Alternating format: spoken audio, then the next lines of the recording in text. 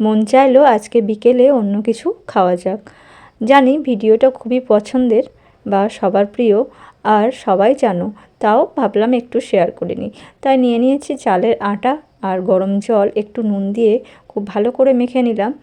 আর সম্পূর্ণ ভিডিওটা দেখার অনুরোধ রইল। আর যদি ভালো লাগে ভিডিও, লাইক কমেন্ট শেয়ার করতে ভুলো না।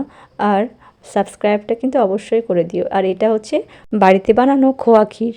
এই ভিডিওটা কিন্তু তোমাদের সাথে শেয়ার করেছিলাম, অবশ্যই দেখেছো। তো যাই হোক, দেখো হাতের মুঠোয় একটুখানি লেচি কেটে নিয়েছিলাম, তারপর মিডিলটা একটুখানি গোলাকৃতির শেপ দিয়ে মিডিলে পুরটাকে দিয়ে ভালো করে মুখটাকে বন্ধ করে গোল করে নিয়েছি। তারপর সাইড দিয়ে হালকা হালকা করে চাপ দিলেই একটা ফুলের শেপ চলে আসলো।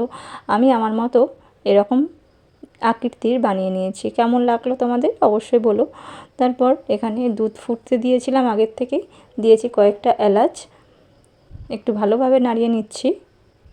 দুধটা কিন্তু খুব ভালো করে ফোটাতে হবে। যখন খুব ভালোভাবে ফুটে যাবে, এখন সমস্ত বানিয়ে রাখা পিঠেগুলোকে দিয়ে দিচ্ছি। খাওয়ার কিন্তু কোনো সময় থাকে না।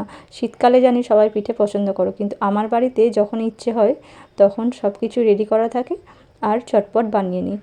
দেখো কথা বলতে বলতে কিন্তু চিনিটাকেও দিয়ে দিয়েছি, তোমরা তোমাদের স্বাদ অনুযায়ী দেবে। তারপর খুব ভালো করে নাড়িয়ে নিচ্ছি, একটু ঘন হলেই নামিয়ে নেব। তো খুবই সহজ এবং সিম্পল রেসিপি, আশা করি সবাই জানো, তাও শেয়ার করলাম। তো কেমন লাগলো আমার এই রেসিপিটি অবশ্যই কমেন্টে বলো। তো আজকে এটা এখন ফ্রিজে রেখে দেব ঠান্ডা ঠান্ডা, কিন্তু খেতে বেশ লাগে। তো সন্ধ্যের জলখাবার আজকে এটাই হবে। তো তোমরা ভিডিওটা দেখলে বলো তোমাদের কেমন লাগলো। আর সাবস্ক্রাইবটা যারা এখনও করোনি অবশ্যই করে দিও, পাশে থেকো, লাইক কমেন্ট করো। তো আজকের মতোই এইটুকানি, টাটা বন্ধুরা।